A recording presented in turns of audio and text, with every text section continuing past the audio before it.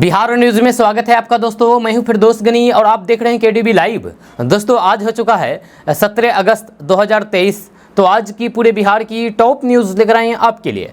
दोस्तों वीडियो शुरू करने से पहले आपको बता दें कि अगर आप हमारे चैनल पर नए आए हैं तो चैनल को सब्सक्राइब करके बेल आइकन को प्रेस कर दीजिए और साथ ही वीडियो को लाइक कर दीजिए, अपने दोस्तों के साथ शेयर भी कीजिए। तो चलिए शुरू करते हैं आज की पूरे बिहार की टॉप न्यूज़। दोस्तों आज बिहार न्यूज की शुरुआत टॉप हेडलाइन के साथ करते हैं। तो बात करते हैं कि महंगी होती जा रही है थाली का विलेन, केवल टमाटर नहीं, यूं बिगड़ रहा है आपके किचन का बजट। आज से हड़ताल पर रहेंगे बिहार के मुखिया, सुरक्षा और वेतन भत्ते में बढ़ोतरी की मांग को लेकर के धरना प्रदर्शन। चीन सीमा विवाद पर एआईएमआईएम के अध्यक्ष असदुद्दीन ओवैसी ने पीएम मोदी पर दागे कई सवाल, मांगा जवाब। नौकरी नहीं बिजनेस को तवज्जो दे रहे हैं भारतीय, हर 10 में से 7 की पहली पसंद कारोबार। बीजेपी विधायक बचौल का दावा, 2024 में बिहार की किशनगंज लोकसभा सीट ही जीत पाएगा इंडिया गठबंधन।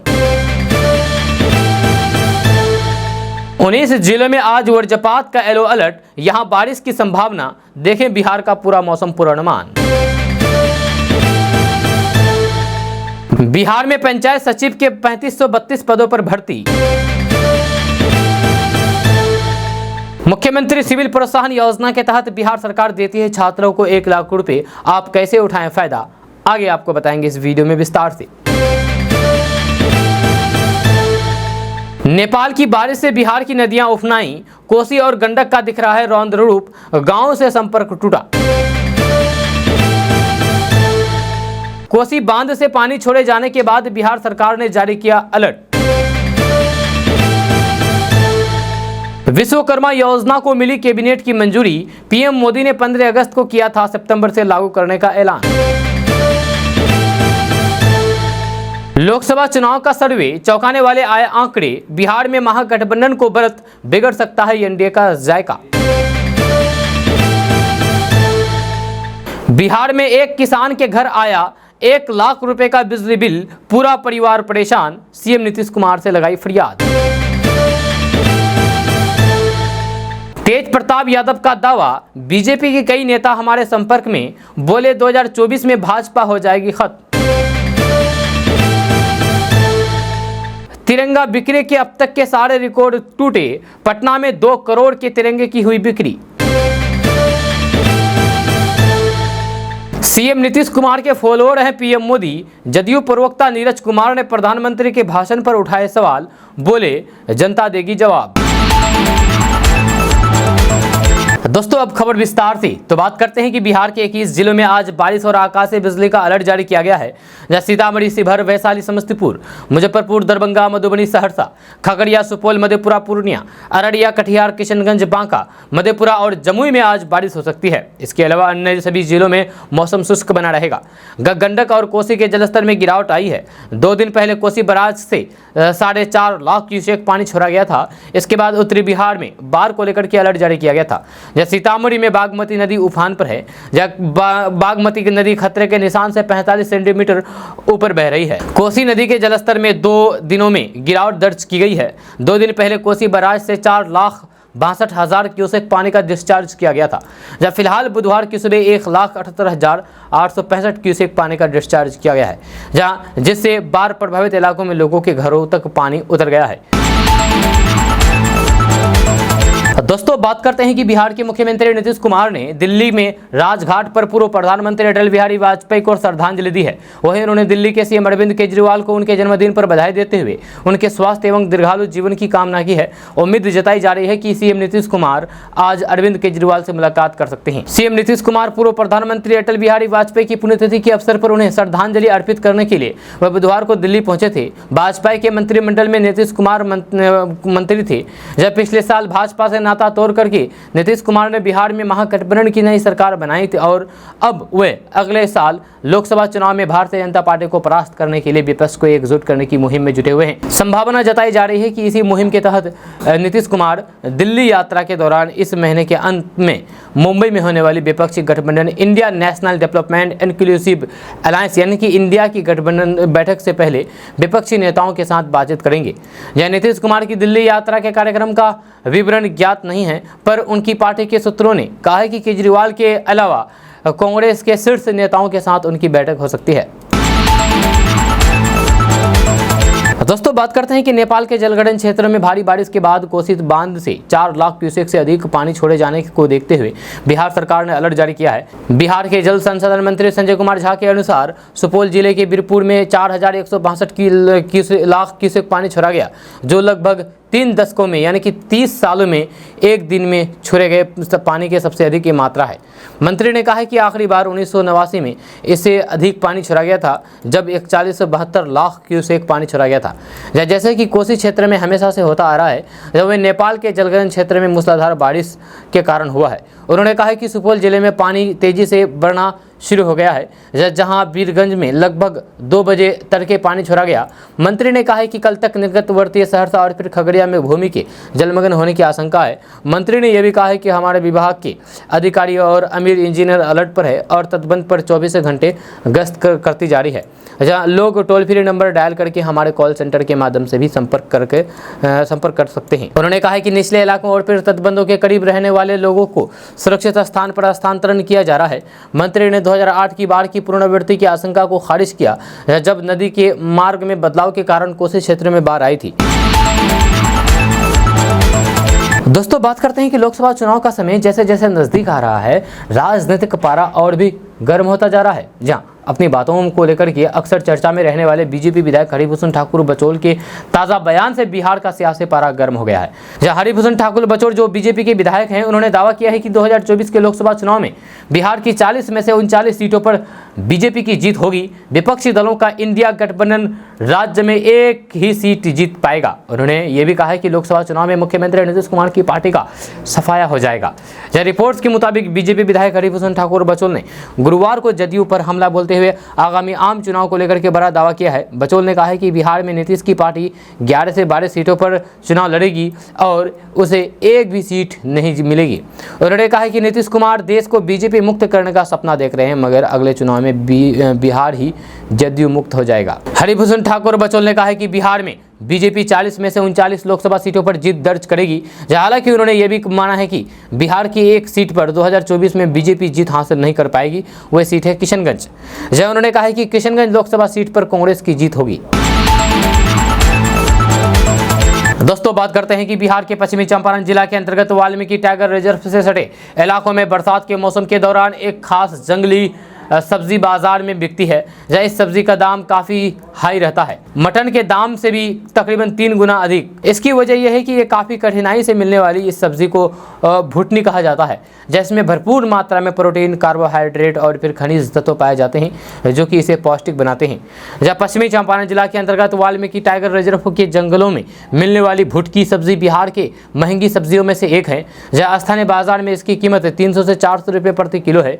वहीं आसपास के शहरों में 500 से 600 रुपये किलो मिलते हैं, जबकि उत्तर प्रदेश के बाजारों में इसकी कीमत 2000 रुपये किलो तक है। साल में महज 1.5-2 किलो महीने मिलने वाली भुटकी बाजारों में बिकना शुरू हो गया है। यह इसकी काफ़ी डिमांड भी है। यह इसकी खेती नहीं होती है, ये प्राकृतिक सब्जी है। दरअसल वाल्मीकि टाइगर रिजर्व के जंगल में यानी कि सखुआ सागवान वृक्ष प्रचुर संख्या में पाया जाता है।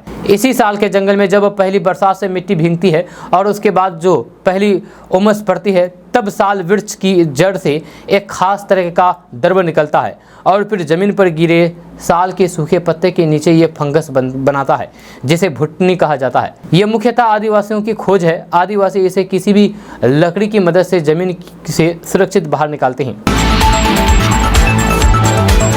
दोस्तों बात करते हैं कि बिहार में आज से वेतन भत्ता समेत अन्य कई मुद्दों को लेकर के बिहार के सभी पंचायत के मुखिया 31 अगस्त तक हड़ताल पर जा रहे हैं। तो ऐसे में आज जानने की कोशिश करेंगे कि बिहार के मुखिया, सरपंच, पंच और वार्ड सदस्य को कितनी सैलरी मिलती है? तो बात करते हैं कि एक रिपोर्ट के मुताबिक बिहार के ग्राम पंचायत के पदों पर आसीन मुखिया, सरपंच समिति, वार्ड सदस्य एवं पंच की सैलरी मानदेय के रूप में मिलती है, जहां सरकार इन जनप्रतिनिधियों को मानदेय के रूप में हर महीने वेतन का भुगतान करती है। आपको बता दें कि मुखिया, सरपंच समेत अन्य पंचायत जनप्रतिनिधियों के सैलरी, मानदेय एवं भत्ता बहुत कम होता है।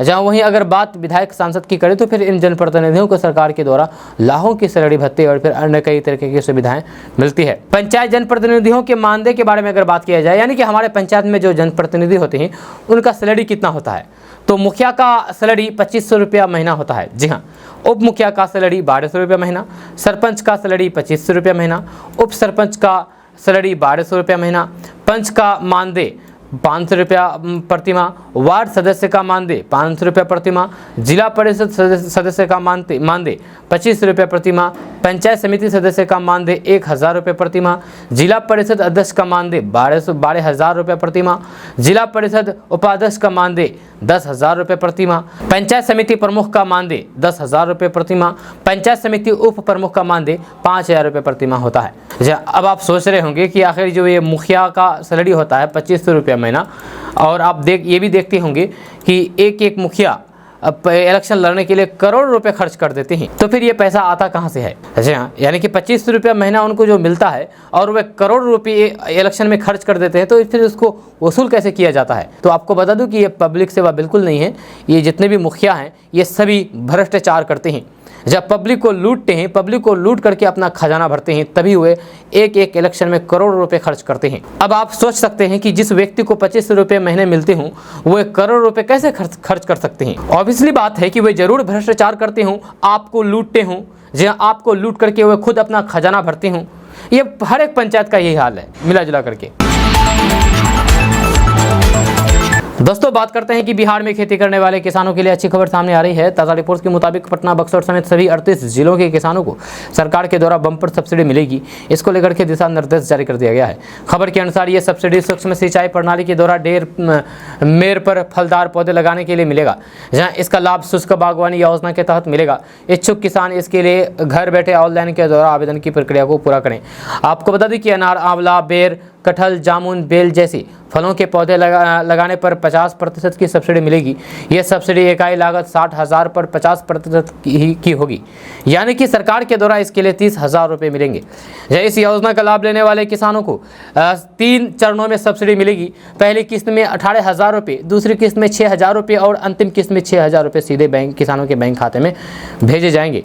यह बिहार के किसान वेबसाइट www.horticulture.bihar.gov.in पर जाकर के ऑनलाइन के द्वारा आवेदन कर सकते हैं। दोस्तों, बात करते हैं कि बिहार के सभी जिलों में सरकारी जमीन पर किसी न किसी व्यक्ति के द्वारा अवैध रूप से कब्जा है। ताज़ा रिपोर्ट्स के मुताबिक मुख्यमंत्री नीतीश कुमार के जनता दरबार में बड़ी संख्या में लोग सरकारी जमीन पर अवैध कब्जा की शिकायत लेकर के आ रहे हैं। खबर के अनुसार कुछ दिन पहले ही मुख्यमंत्री जनता दरबार में वैशाली से आए युवक ने नीतीश कुमार से सरकारी जमीन पर अवैध कब्जा की शिकायत की थी। साथ ही साथ कहा था कि गाँव में सरकारी जमीन पर कब्जा कर लिया गया है और रास्ता भी बंद कर दिया गया है। आपको बता दें कि इस युवक की शिकायत के बाद सीएम नीतीश कुमार ने राज्य एवं भूमि सुधार विभाग के अपर मुख्य सचिव को कार्रवाई करने के निर्देश दिए हैं। साथ ही साथ कहा है कि सरकारी जमीन पर कब्जे की तुरंत जांच कराए और एक्शन ले। दरअसल वैशाली के साथ साथ पटना, बक्सर समेत सभी जिलों में सरकारी जमीन पर अवैध कब्जा है। सरकार ने जमीन सर्वे के दौरान ऐसे सभी जमीनों को चिन्हित करने को कहा है जो सरकारी है। ऐसे जमीन की जांच करके उसे कब्जा मुक्त किया जाएगा। दोस्तों, बात करते हैं कि बिहार में रहने वाले लोगों के लिए बड़ी खबर सामने आ रही है। ताज़ा रिपोर्ट्स के मुताबिक बिहार के पटना, बक्सर समेत सभी 38 जिलों में बिजली की सप्लाई बेहतर की जाएगी। इसके लिए हर अंचल में औसतन 300 करोड़ रुपए खर्च किए जाएंगे। खबर के अनुसार राज्य में यानी कि बिहार में बिजली की इस व्यवस्था को बेहतर करने के लिए 3574 crore south Bihar power distribution company limited के 11 बिजली आपूर्ति अंचलों को मिलेंगे, जबकि 3067 crore north Bihar power distribution company limited के 9 अंचलों को मिलेंगे। आपको बता दें कि पुनर्स्थान वितरण क्षेत्र सुधार योजना के तहत अगले 2 साल के दौरान बिहार बिहार में बिजली की आपूर्ति को बेहतर बनाने के लिए ये धनराशि दी जाएगी। इससे लोगों की परेशानी दूर होगी। साथ ही साथ पावर कट की समस्या से भी निजात मिलेगी। इन पैसों से बिहार के सभी जिलों में बेहतर फीडर की व्यवस्था की जाएगी। साथ ही साथ ये पैसे ट्रांसफार्मर मीटरिंग एवं प्रीपेड मीटर कंज्यूमर मीटरिंग पर खर्च किए जाएंगे। किसानों को बिजली सुनिश्चित कर दी जाएगी और फिर ग्रामीण विद्युत नेटवर्क मजबूत किए जाएंगे। दोस्तों बात करते हैं कि बिहार में नौकरी की तलाश कर रहे युवाओं के लिए अच्छी खबर सामने आ रही है। ताज़ा रिपोर्ट्स के मुताबिक बिहार में पंचायत सचिव की 3532 पदों पर भर्ती की जाएगी। इसको लेकर के विभाग के स्तर पर तैयारियां की जा रही है। बहुत जल्द भर्ती की प्रक्रिया शुरू होगी। खबर के अनुसार बिहार सरकार ने हाल ही में पंचायत राज विभाग में 3500 से अधिक पदों पर पंचायत सचिव के भर्ती को मंजूरी दे दी है। इन पदों पर भर्ती से संबंधित जल्द ही नोटिफिकेशन जारी किया जाएगा। इसके बाद भर्ती की प्रक्रिया शुरू की जाएगी। आपको बता दें कि बिहार सरकार ने पंचायती राज विभाग के अलावा अन्य कई विभागों में खाली पड़े पदों को भरने की मंजूरी दी है। जब बहुत जल्द बिहार कर्मचारी चयन आयोग और तकनीकी सेवा चयन आयोग के माध्यम से भर्ती से संबंधित नोटिस जारी होगा। अगर आप बिहार में नौकरी करना चाहते हैं तो फिर आप अपनी तैयारी को शुरू कर दें, क्योंकि बिहार राज्य पंचायती राज विभाग समेत राज्य के यानी कि बिहार के अलग अलग विभागों में करीब 10,000 पदों पर भर्ती करेगी। इसकी मंजूरी भी प्रदान कर दी गई है। दोस्तों बात करते हैं कि बिहार में सरकार के द्वारा कई तरह की योजनाएं चलाई जाती है। जो उन योजनाओं में से एक योजना मुख्यमंत्री सिविल प्रोत्साहन योजना है। इस योजना के तहत बिहार सरकार युवाओं को 50,000 से लेकर के 1 लाख रुपए तक की आर्थिक सहायता प्रदान करती है। खबर के अनुसार अगर आप बिहार लोक सेवा आयोग यानी कि बीपीएससी का प्री एग्जाम निकालते हैं तो आपको मेंस की तैयारी के लिए सरकार के द्वारा 50,000 रुपए की राशि मिलेगी। वहीं यूपीएससी का प्रारंभिक एग्जाम पास होने पर 1 लाख रुपए की राशि मिलेगी। आपको बता दें कि पिछड़ा वर्ग एवं अति पिछड़ा वर्ग कल्याण विभाग द्वारा आर्थिक रूप से कमजोर और गरीब वर्ग के छात्रों को यह मदद दिया जाता है। जहां इसका लाभ लेकर के छात्र मेंस एग्जाम की तैयारी कर सकते हैं। जब बिहार में कई छात्र छात्राओं ने इस योजना का लाभ उठाया है, जहां आप भी इस योजना का लाभ उठा सकते हैं। इसके लिए आपको ऑनलाइन के द्वारा आवेदन करना होगा। आवेदन करने के लिए आपको कुछ दस्तावेज की जरूरत होगी और वे दस्तावेज है आधार कार्ड, जाति प्रमाण पत्र, निवास प्रमाण पत्र, आय प्रमाण पत्र, बैंक खाता, पैन कार्ड, परीक्षा उत्तीर्ण करने का प्रमाण पत्र, मोबाइल नंबर आदि होना चाहिए। और जिस वेबसाइट से आप आवेदन करेंगे वो वेबसाइट है www.fts.bis.nic.in। इस वेबसाइट पर जाकर के आप ऑनलाइन के द्वारा आवेदन कर सकते हैं। दोस्तों बात करते हैं कि बिहार में पंचायतों का मुखिया बुधवार से हड़ताल पर चले गए हैं। जहां राज्य भर के मुखिया बुधवार से 31 अगस्त तक सरकारी कार्य का बहिष्कार करेंगे। ये लोग वेतन भत्ते में बढ़ोतरी, सुरक्षा समेत अन्य मांगों को लेकर के 16 दिन तक हड़ताल पर रहेंगे। जब 22 अगस्त को प्रखंड स्तर और फिर 29 अगस्त को जिला मुख्यालय पर धरना प्रदर्शन भी किया जाएगा। दरअसल बिहार में ग्राम पंचायतों के मुखिया नीतीश सरकार और फिर केंद्र की मोदी सरकार दोनों के खिलाफ हड़ताल कर रहे हैं। जब बिहार मुखिया महासंघ के नेतृत्व में यह हड़ताल बुलाई गई है। जहां संघ के पदाधिकारियों ने बताया है कि हड़ताल के पहले चरम में सभी मुखिया सरकारी कामकाजों का बहिष्कार करेंगे। अगर फिर भी सरकार नहीं मानी तो फिर धरना प्रदर्शन किया जाएगा। इसके बाद आगे की रणनीति बनाई जाएगी। जहां संघ के पदाधिकारियों का कहना है कि हमारी मांगें साफ है। हमारी मांग है कि पंचायत जनप्रतिनिधियों के वेतन भत्ते में बढ़ोतरी की जाए। केंद्र सरकार 15वें वित्त आयोग की अनुशंसा पर मिलने वाली राशि मुहैया की जाए। मुखिया की सुरक्षा की गारंटी दी जाए। उन्हें हथियार का लाइसेंस दी जाए। इसके साथ ही आपराधिक घटनाओं में जनप्रतिनिधियों की मौत पर परिवार वालों को 50 लाख रुपए का मुआवजा मिले। मनरेगा में पंचायतों को भुगतान का अधिकार वापस मिले। नल जल योजना का पंचायत संचालन पीएचईडी की जगह पंचायतों को दिया जाए। इधर महासंघ के अध्यक्ष ने अपनी मांगों को लेकर के बताया है कि केंद्र और राज्य सरकार पंचायतों के अधिकारों पर हनन कर रही है। मुखिया से उनका हक छीना जा रहा है। ना तो उनके अनुसार काम हो रहा है और ना ही उनकी सुरक्षा की गारंटी दी जा रही है। इसलिए हमारी मांग केंद्र और फिर राज्य दोनों सरकार से है।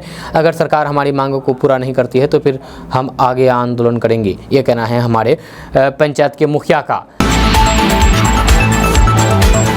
दोस्तों बात करते हैं कि एआईएमआईएम के अध्यक्ष बैरिस्टर असदुद्दीन ओवैसी ने प्रधानमंत्री नरेंद्र मोदी से सवाल किया है और कहा है कि केंद्र सरकार भारत चीन सीमा पर मई 2020 की यथास्थिति की वापसी की मांग क्यों नहीं कर रहा है। भारत चीन कोर कमांडर स्तर की 19वें दौर की बैठक पर प्रतिक्रिया व्यक्त करते हुए हैदराबाद के सांसद असदुद्दीन ओवैसी ने एक लंबे ट्वीट में कहा कि नरेंद्र मोदी से मेरा वही प्रश्न रहेंगे। जहां हम मई 2020 से पहले की यथास्थिति की वापसी की मांग क्यों नहीं कर रहे हैं? हमारे सैनिकों को उन 26 बिंदुओं पर गश्त करने की अधिकार कब वापस मिलेगा जहां वे 2020 तक गश्त कर रहे थे? भारत 2000 वर्ग किलोमीटर क्षेत्र पर कब नियंत्रण हासिल करेगा जो उसने 2020 में चीन के हाथों गंवा दिया? चीन के साथ सीमा संकट शुरू होने हुए लगभग 40 महीने हो गए हैं। जहां इनकार, विचलन, ध्यान भटकाना, हमने मोदी सरकार को ये सब करते हुए देखा है। जहां हमें सीमा पर तनाव कम करने और सच्चाई का सामना करने के लिए दिल्ली में कुछ साहस की जरूरत है। दोस्तों, बात करते हैं कि अगर आप एक गरीब परिवार से आते हैं और फिर किसान हैं तो फिर आप खुद अंदाज़ा लगा लीजिए कि आप अपने परिवार का गुजारा किस तरीके से करते होंगे। अगर आपके घर पर बिजली विभाग का बिल आए और उसमें लिखा हो कि आपको 1 लाख रुपया चुकाना हो तो आप कैसे रिएक्ट करेंगे? जहाँ आप उसको क्या करेंगे, क्या सोच रहे होंगे कि आपके साथ उसको क्या बीत रहा होगा? जाहिर सी बात है, बिजली बिल देखने के बाद आप परेशान हो जाएंगे, आपके पसीने छूट जाएंगे। या कुछ ऐसा ही एक मामला बिहार के वैशाली जिला में देखने को मिला है, जहाँ एक किसान को बिजली का बिल ₹10 के बदले 10 लाख भेज दिया गया। बिजली बिल देखने के बाद पूरा परिवार परेशान हो गया और अधिकारियों के पास चक्कर लगाने लगा। लेकिन कहते हैं ना कि आप बिहार के हैं, यहाँ अधिकारी आसानी से नहीं सुनते हैं। जहाँ परिवार के साथ भी ऐसा हुआ है, जहाँ लोग मुख्यमंत्री नीतीश कुमार के जनता दरबार में अपनी फरियाद लेकर के पहुंचे और गुहार लगाने लगे। जब बिजली बिल देख करके मुख्यमंत्री नीतीश कुमार भी खुद भी 1 सेकंड के लिए हैरान हो उठे और चौंक गए। उन्होंने तुरंत अधिकारियों को फटकार लगाई और कहा कि बिजली बिल में तुरंत सुधार किया जाए। आपको बता दें कि जनता दरबार में जब मुख्यमंत्री नीतीश कुमार बैठे थे तो फिर बिजली विभाग शिकायत को लेकर के कई लोग विभिन्न जिलों से पटना पहुंचे थे। इसमें भागलपुर के एक युवक ने आरोप लगाया कि महादलित टोला में सड़क निर्माण नहीं होने से उन लोगों को परेशानी हो रही है।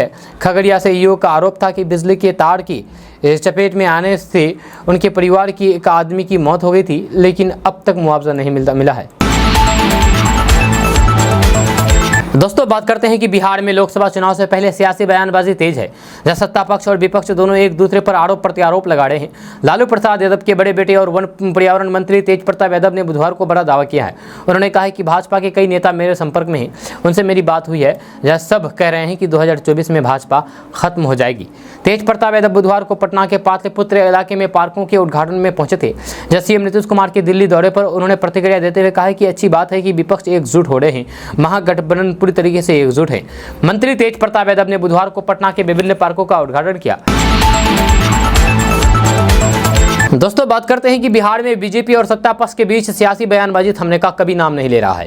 जहां स्वतंत्रता दिवस के मौके पर पीएम मोदी के भाषण पर जदयू की तरफ से प्रतिक्रिया दी गई।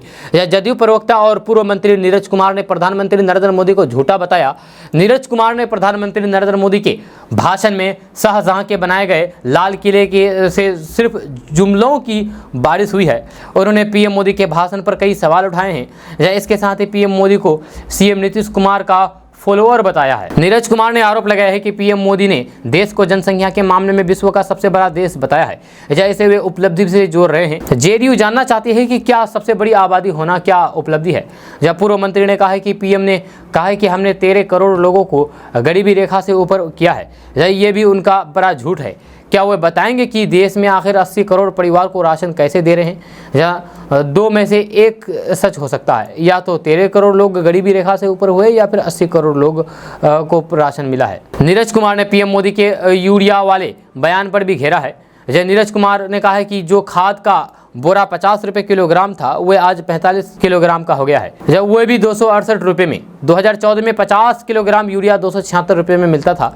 नीरज कुमार ने पीएम मोदी पर कहा है कि विश्व में सबसे सस्ता यूरिया भारत में मिल रहा है, ये भी झूठा है। जदयू प्रवक्ता नीरज कुमार का कहना है कि पीएम मोदी कहते हैं कि मोबाइल डेटा सस्ता हुआ है, लेकिन आज हर महीने 200 रुपये लग रहा है। क्या उपभोक्ता का 2014 में हर महीना इतना खर्च होता था? क्या हर महीने पहले उपभोक्ता को 200 रुपये खर्च करना पड़ता था? दोस्तों, बिहार में फर्जी लोग भी अपनी मर्जी के हैं। यहाँ दारोगा और सिपाही नहीं बल्कि फर्जी आईपीएस भी तैयार हो जाते हैं। गेस्ट हाउस में पूरा थाना तो घर में रजिस्ट्री ऑफिस तक खोल दिया जाता है। जब बिहार के मुखिया की डायरी में जहां डीजीपी तक होते हैं, वहीं फर्जी सिपाही भी कॉलर टाइट कर लेते हैं। जब फर्जीवाड़े की कहानी सुनने वाले लोग भी दंग रह जाते हैं। अभी हम आपको बता रहे हैं बिहार में ऐसे ही फर्जीवाड़े की अजब गजब कहानी। देश में पहली बार ऐसा हुआ था जब दारोगा सिपाही नहीं बल्कि पूरा का पूरा थाना ही फर्जी था। काम करने का सिस्टम असली थानों की तरह ही था, लेकिन वर्दी में पुलिस कर्मी नहीं जालसाज तैनात किए गए थे। बांका शहर के एक गेस्ट हाउस में 8 माह से फर्जी थाना चल रहा था। इसका सुराग पुलिस को भी नहीं था। यहां लगाए गए फर्जी पुलिस कर्मियों को असली पुलिस वालों की ट्रेनिंग दी गई थी। यहां तक कि जब जांच के लिए इंस्पेक्टर आए तो फिर नकली महिला सिपाही ने असली पुलिसकर्मी की तरह जय हिंद बोल करके सैल्यूट मारा था। जहाँ असली पुलिस की तरह नकली महिला सिपाही के पास भी हथियार था। जहाँ पुलिस की जांच में खुलासा हुआ है कि फर्जी पुलिसकर्मियों को असली की तरह देखने के लिए ट्रेनिंग भी दी जाती थी। ये पुलिस बहाली के नाम पर ठगी करने का गिरोह चलाते थे। ठगों ने स्कॉट पुलिस टीम पटना के नाम से एक फर्जी ट्रस्ट भी बना रखा था। जहाँ अगस्त 2023 में हुए इस खुलासे के बाद बिहार ही नहीं देश के अन्य राज्यों के लोग भी दंग रह गए। जब बांका के नगर थाने के इंस्पेक्टर शंभू यादव ने जब पहली बार फर्जी थाना के सिपाहियों को देखा तो दंग रह गए थे। जब ये बताते हैं कि पुलिस बल के साथ वे शिवाजी चौक से कुछ दूरी पर गश्ती कर रहे थे। इसी दौरान उनकी नज़र एक महिला कांस्टेबल पर पड़ी जो थोड़ी दूरी पर कट्टा के साथ खड़ी थी। थानेदार महिला सिपाही की वर्दी में कट्टे के साथ लड़की को देख करके दंग रह गए। यह शक के आधार पर नगर थाना अध्यक्ष जैसे ही फर्जी महिला सिपाही की तरफ आगे बढ़े तो वह असली पुलिस की तरह सलामी देने लगी। हालांकि पूछताछ में पोल खुल गई और नगर थाने की पुलिस ने मौके से ही उसे दबोच लिया। जब गेस्ट हाउस में छापेमारी की गई तो फिर कई विभाग के दस्तावेज भी बरामद हुए। जब बैनर पोस्टर के साथ पुलिस के रबर स्टाम्प भी बरामद किए गए। दोस्तों, अगर आप विदेश यात्रा की योजना बना रहे हैं तो फिर आपके लिए एक महत्वपूर्ण अपडेट है। अंतर्राष्ट्रीय यात्रा के लिए पासपोर्ट सबसे महत्वपूर्ण दस्तावेज है। अंतर्राष्ट्रीय यात्रा के लिए पासपोर्ट के लिए आवेदन करने के तरीके में बदलाव किया गया है। नया पासपोर्ट बनवाने के लिए अब नए नियम का पालन करना होगा। यह सरकार के इस फैसले के बाद अब पासपोर्ट के लिए आवेदन की प्रक्रिया पहले से आसान हो गई है। जी हाँ, पासपोर्ट के लिए आवेदन करने के लिए आवेदक सरकारी प्लेटफॉर्म डिजी लॉकर का उपयोग कर सकते हैं। जहाँ आवेदकों को इस प्लेटफॉर्म का उपयोग करके आवश्यक दस्तावेज अपलोड करने होंगे। ये काम वे डिजी लॉकर के जरिए कर सकते हैं। जहाँ सभी दस्तावेज अपलोड करने के बाद आधिकारिक वेबसाइट www.passportindia.gov.in पर पासपोर्ट के लिए ऑनलाइन आवेदन करें। जहाँ इससे आवेदन प्रक्रिया आसान हो जाएगी और आवेदकों का समय भी बचेगा। अब आप सोच रहे होंगे कि आखिर ये डिजी लॉकर क्या है, तो आपको बता दूं कि दरअसल डिजी लॉकर ग्राहकों के लिए एक डिजिटल लॉकर है जिसकी सुविधा भारतीय इलेक्ट्रॉनिक्स और सूचना प्रौद्योगिकी मंत्रालय द्वारा दी जाती है। इसमें लोग अपने दस्तावेजों को ऑनलाइन सुरक्षित रख सकते हैं। दोस्तों, पिछले कुछ समय से टीवी चैनलों पर किसी मुद्दे पर बहस के कार्यक्रम की प्रस्तुति के तौर तरीके को लेकर के अक्सर सवाल उठते हैं। ऐसे आरोप भी सामने आए हैं कि किसी खास मुद्दे पर बहस के नाम पर लोगों के बीच उत्तेजना फैलाने की कोशिश की गई और बहसों को इस तरह का प्रस्तुत किया गया जिससे भ्रम फैले। ऐसा कई बार सिर्फ ज़्यादा दर्शकों को अपनी ओर खींच करके कमाई और मुनाफा बढ़ाने के लिए भी किया जाता है। जब कुछ समय बाद संबंधित कार्यक्रम से जुड़े वास्तविक तथ्य सामने भी आ जाते हैं तो फिर टीवी चैनल की इसकी बहुत फिक्र नहीं करते हैं। दरअसल स्वयं नियामक तंत्र होने के तमाम दावे के बावजूद भी अव्वल तो ऐसे कार्यक्रम के प्रभाव के अवसरों को अनदेखी कर दी जाती है। फिर अगर कभी इन्हें कटघरे में खड़ा किया जाता है तो फिर इसमें अधिकतम जुर्माना 1 लाख रुपये ही है, जो कमाई के अनुपात में काफी कम है। सुनवाई के दौरान सुप्रीम कोर्ट ने सोमवार को टीवी चैनलों के कामकाज को अनुशासित रखने के लिए स्थापित स्वयं नियामक तंत्र के अप्रभावी होने को लेकर के जहाँ अपनी चिंता जाहिर की है। अदालत ने साफ तौर पर कहा है कि सन 2008 में ही तय नियमों के तहत अब भी महज 1 लाख रुपए का जुर्माना नाकाफी है और जुर्माने का अनुपातिक संबंधित चैनल के विवादित कार्यक्रम से होने वाली कमाई से होना चाहिए। दोस्तों, बात करते हैं कि खाद्य पदार्थों की कीमतों में बढ़ोतरी के कारण जुलाई में भारत की रिटेल महंगाई दर बढ़ करके 7.44 हो गई है, जो अप्रैल 2022 के बाद सबसे अधिक है। ब्लूमबर्ग समेत अधिकांश अर्थशास्त्रियों की भविष्यवाणी से यह आंकड़ा ज्यादा रहा है। लेकिन क्या आम लोग सरप्राइज्ड हुए?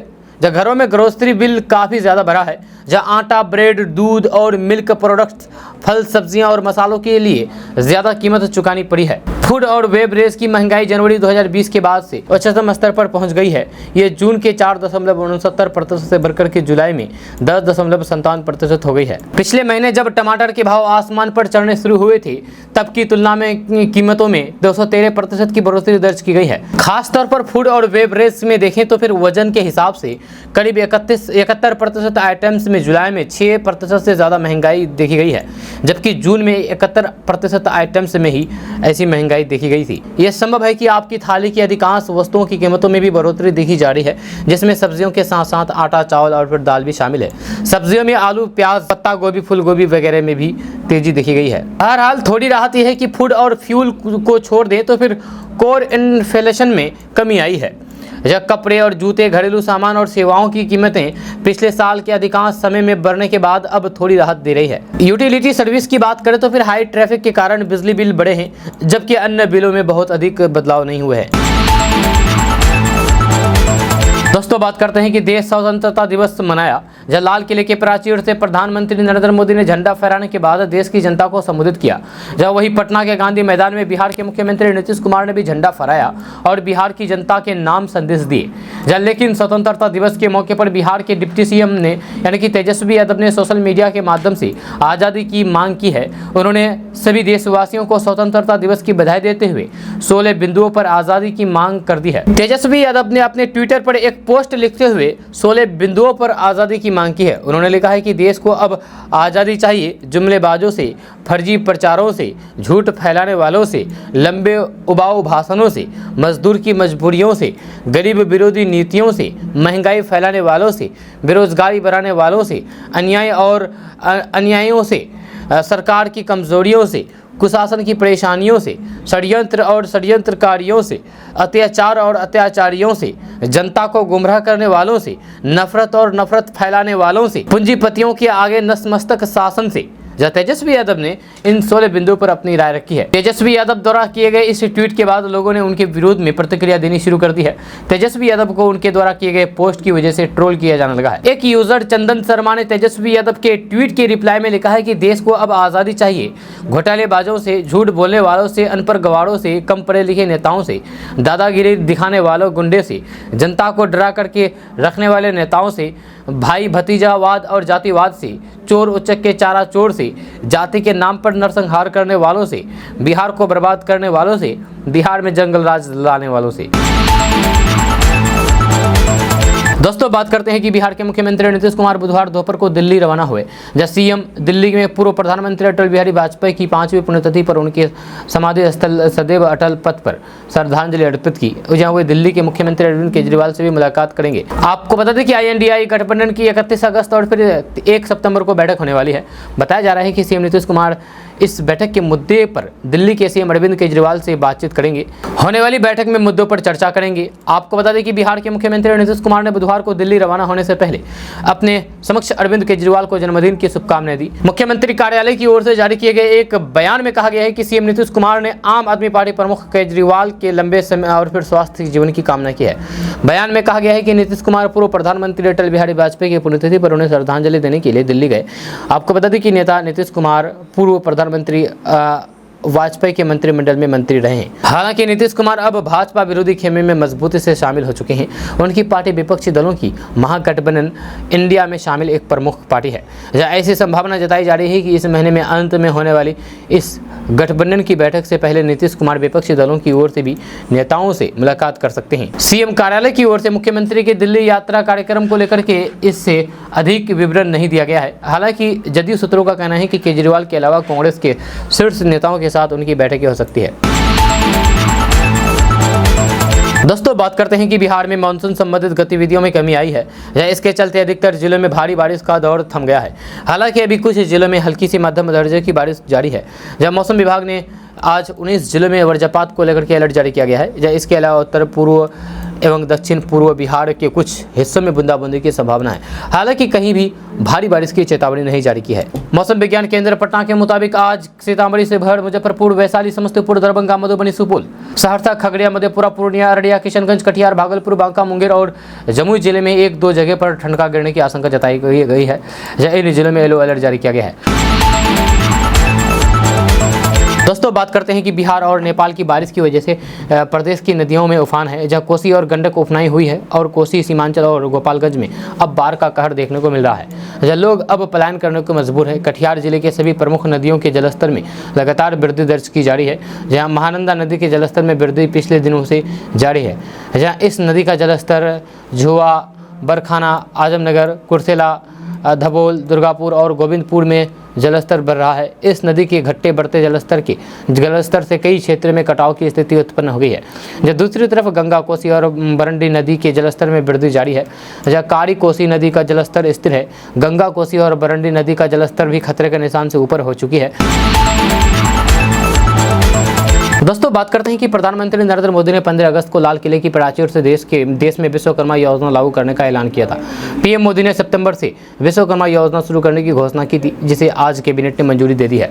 पीएम मोदी ने अपने 10वें स्वतंत्रता दिवस भाषण में पारंपरिक कौशल वाले लोगों के लिए सितंबर महीने से 13,000 से 15,000 करोड़ रुपए की शुरुआत खर्च के साथ विश्वकर्मा योजना शुरू करने की घोषणा की है। आपको बता दें कि लाल किले के प्राचीर से देश को संबोधित करते हुए जब प्रधानमंत्री नरेंद्र मोदी ने कहा कि सरकार पारंपरिक कौशल वाले लोगों के लिए अगले महीने 13,000 से 15,000 करोड़ रुपए के आवंटन के साथ विश्वकर्मा योजना शुरू करेगी।